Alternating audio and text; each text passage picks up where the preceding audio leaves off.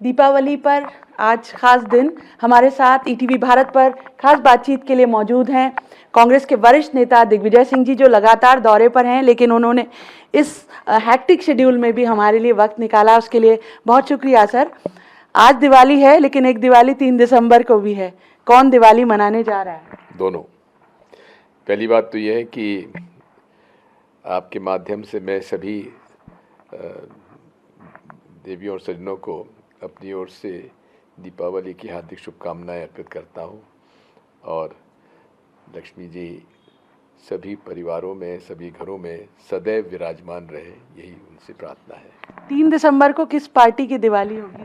Congress party की, क्योंकि मैं आपको उसका कारण बताता हूं कि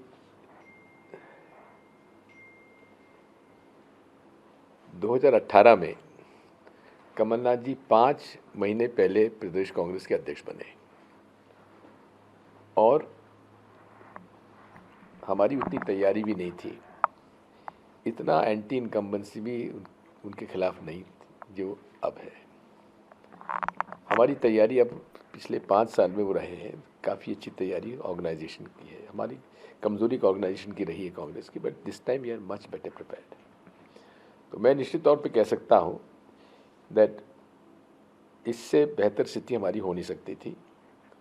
बीजेपी में डिवीज़न हो चुका है, वहाँ पे पहले Shivraj Singh Chouhan was the accepted leader, now there are about 4 different chief minister aspirants.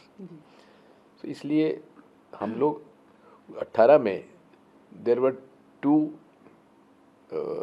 who were sort of aspirants of chief ministership, Kamal Nath ji and Jyotiraditya Scindia. Now there is only one. So we are more, हम लोग ज़्यादा आज संगठित हैं, कोई गुटबाजी नहीं है, जबकि भाजपा के खिलाफ वातावरण है, एंटी इनकम्बेंसी है और बटी हुई है। इसलिए मुझे भरोसा है 130 सीटों से ज़्यादा कांग्रेस पार्टी सरकार बनाएगी। दूसरा सवाल ये सर कि 20 साल का लंबा वक्त गुजर गया और बीजेपी का जो भी इलेक्शन कैंपेन होता है, प्रचार का जो प्लान करते हैं वो, उसमें पूरा फोकस आप पर होता है, जबकि इन 20 सालों में पूरी एक पीढ़ी तब्दील हो चुकी है। तो क्या वजह है कि दिग्विजय सिंह जी बीजेपी के जहन से निकल ही नहीं पाते?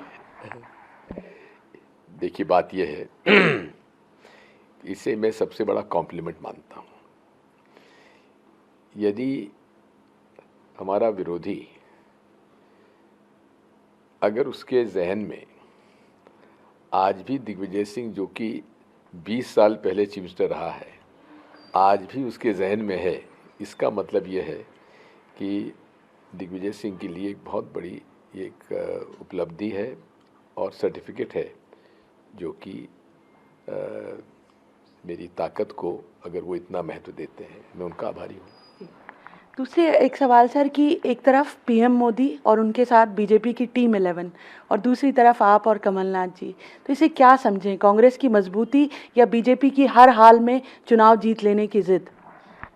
इसमें भारतीय जनता पार्टी के मध्य प्रदेश के का जो का नेतृत्व है, उसके प्रति नरेंद्र मोदी और अमित शाह का अविश्वास या निराशा, ये उसका सूचक है।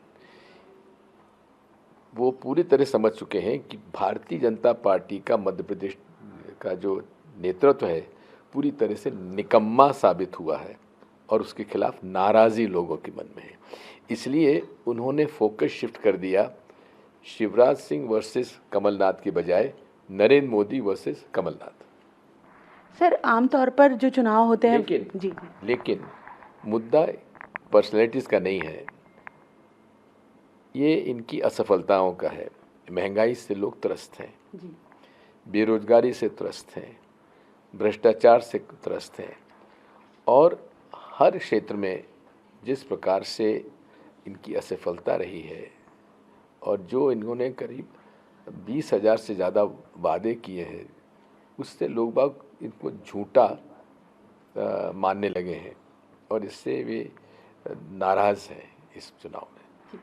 सर, आमतौर पर चुनावों में विकास बड़ा मुद्दा होता है, लेकिन मध्य प्रदेश का ये चुनाव ऐसा है कि भ्रष्टाचार सबसे बड़ा मुद्दा बनकर उभरा है। देखिए, विकास 3.5 लाख करोड़ इन्होंने कर्जा ले लिया, कहाँ विकास दिखता है आपको? जो रोड बनी है, नेशनल हाईवेज बनी है, स्टेट हाईवेज में तो हालत आज भी खराब है। सिंचाई भी जो गवर्नमेंट ऑफ इंडिया का पैसा आता है उससे खर्च हो रहा है। पेयजल भी गवर्नमेंट ऑफ इंडिया के पैसे से हो रहा है। राज्य का पैसा कहाँ गया? जो कर्जा आपने लिया वो कहाँ गया? वो कहीं दिख नहीं रहा है। किसकी जेब में गया वो दिख नहीं रहा है। सर, अगर कांग्रेस की सरकार आती है तो जो करप्शन के मुद्दे आपने उठाए हैं, क्या उन पर एक्शन होगा? 100% होगा, जांच होगी और दोषियों को दंडित किया जाएगा। आखिरी सवाल सर, कांग्रेस की सरकार आती है, जैसा आप कह रहे हैं 130 से ज़्यादा सीटें आएंगी, दिग्विजय सिंह जी को हम किस भूमिका में देखेंगे उस सरकार में? सड़क पर।